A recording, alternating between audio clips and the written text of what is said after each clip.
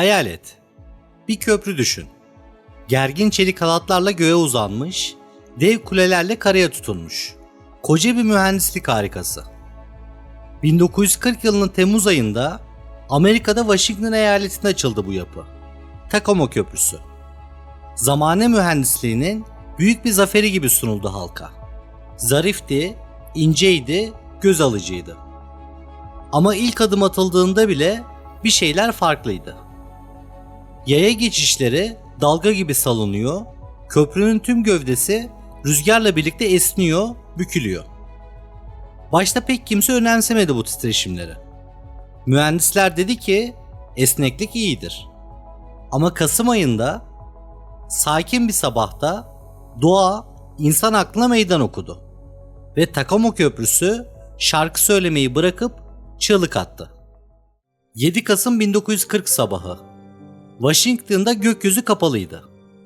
Rüzgar serin ve kararlı bir şekilde Takoma Boğazı boyunca esiyordu. Köprü önceki sabahlarda olduğu gibi rüzgara boyun eğiyor, ince bir metal gibi salınıyordu. Ama bugün farklıydı. Rüzgar saatte 64 kilometre hızla esiyordu. Evet, bu daha önce de olmuştu. Ama bu kez köprüdeki salınım düzensiz değildi. Tam tersine korkutacak kadar düzenliydi. Sanki bir ritim tutturmuş gibiydi. Bir nota gibi, bir titreşim gibi. Tüm gövde senkronize bir dalga hareketine girmişti. İlk başta sadece bir sallantıydı. Ama sonra her şey bükülmeye başladı. Köprü ileri geri değil, burula burula sanki iki yöne birden çekiliyormuş gibi dönmeye başladı. Yoldaki araçlar kontrolü kaybetti. Bazı insanlar panikle kaçtı. Bazıları ise ne olduğunu bile anlayamadan donup kaldı. Ve saat 11'e yaklaşırken bir çığlık gibi kopan o ses yükseldi gökyüzüne. Dev köprü koca bir gürültüyle çöktü. Çelik halatlar koptu, beton döküldü. Yapı denize doğru savruldu. O an tarihe geçti. Çünkü bu felaket kameralar tarafından kaydedilmişti. İlk kez bir mühendislik faciası bu kadar net, bu kadar dramatik şekilde belgelenmişti. Ve tüm dünya o görüntülere bakarken tek bir soru sordu. Nasıl oldu da bu kadar modern bir köprü kendi şarkısıyla yıkıldı? Peki Takoma Köprüsü'nü yıkan şey neydi? Ne bir patlama ne de yapısal bir kusur. Yanıt tek kelimenin içindeydi. Rezonans. Rezonans kulağa zarif bir fizik terimi gibi geliyor. Ama aslında doğru şartlar altında ölümcül bir dans başlatıyor. Bu kavram bir nesnenin kendi doğal frekansında titreşime girmesi demek. Yani dışarıdan gelen bir titreşim o nesnenin titreşmeyi sevdiği frekansa denk gelirse küçük titreşimler dev dalgalara dönüşebiliyor. Hayal et, kristal bir kadehe karşı aynı notada şarkı söylüyorsun. Sesinle ona dokunuyorsun. Ama o hala orada, hala sağlam. Ta ki o nota onun rezonans frekansına denk gelene kadar. Ve sonra çat diye kırılıyor. Sadece sesle. İşte Takoma'da olan da tam olarak buydu.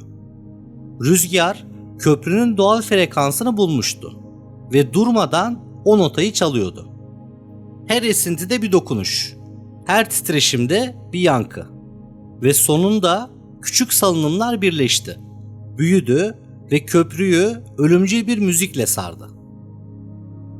Ama bu çarpışma değildi, bir kırılma, bir kopma da değildi. Köprü kendi melodisine boğularak çöktü. Adeta kendi şarkısını söyleyerek intihar etti. Takoma Köprüsü'nün çöküşü aslında bir yapının değil, bir bilginin çöküşüydü. O köprüyü inşa eden mühendisler göz alıcı bir tasarım yapmıştı. İnceydi, zarifti, hafifti. Ama aynı zamanda savunmasızdı. O yıllarda mühendislik rüzgarı düşman olarak değil, sadece bir etki olarak görüyordu. Ama Takamo bu düşüncenin ne kadar tehlikeli olabileceğini gösterdi. Köprünün yan duvarları aerodinamik açıdan hatalıydı. Rüzgarı geçirmiyordu. Tam tersine önünde tutuyordu. Yani her esinti köprüye çarpıp kalıyor. Tıpkı dev bir yelken gibi. Üstelik köprünün içinde o titreşimleri emen çapraz destekler neredeyse hiç yoktu. Bu da küçük titreşimlerin zamanla büyümesine zemin hazırladı.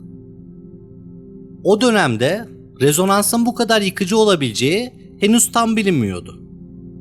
Teoriler vardı ama pratikte hiç test edilmemişti. Tacoma işte bu bilinmezliğin kurbanı oldu.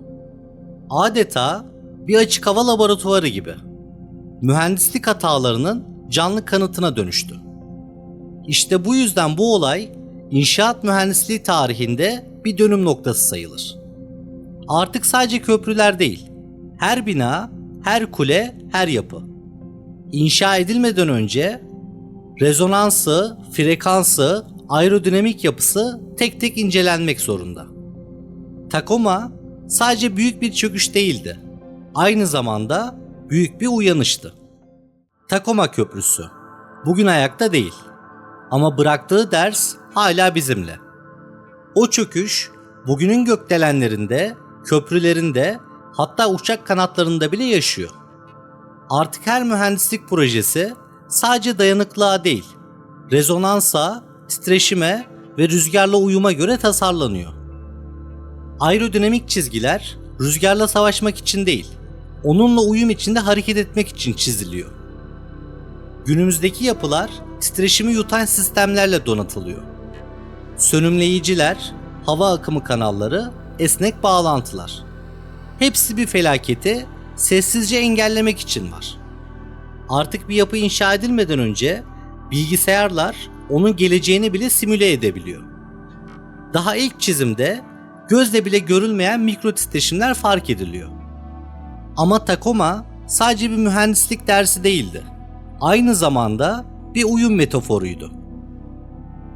Küçük bir frekans eğer bir yapının doğal ritmine denk gelirse zamanla yavaş yavaş koskoca sistemi çökertir. Tıpkı bir insanın içinde fark edilmeyen küçük bir çatlağın büyüyüp her şeyi yıkması gibi. Bazen duymadığımız bir titreşim en büyük çöküşün habercisidir. Tacoma Köprüsü sadece bir köprü değildi. O mühendisliğin yazdığı bir şarkıydı. İnceydi, zarifti, ritmikti. Ama o şarkı bir ağıta dönüştü rüzgarın içinde. Ve köprü şarkısını söylerken yıkıldı. Ama sesi hala susturulamadı. Çünkü o ses her titreşimde yeniden duyuluyor. Her yapının bir frekansı vardır. Ve o frekansla oynarsan en güçlü yapı bile önce dans eder, sonra yıkılır. Tacoma bir felaket değildi sadece. Bir hatırlatmaydı. Her titreşim bir hikaye anlatır. Ve bazen o hikaye sessiz bir çığlıktır. Abone ol. Çünkü bu kanal sana sadece geçmişi anlatmaz. Aynı zamanda görünmeyen frekansları da duymanı sağlar.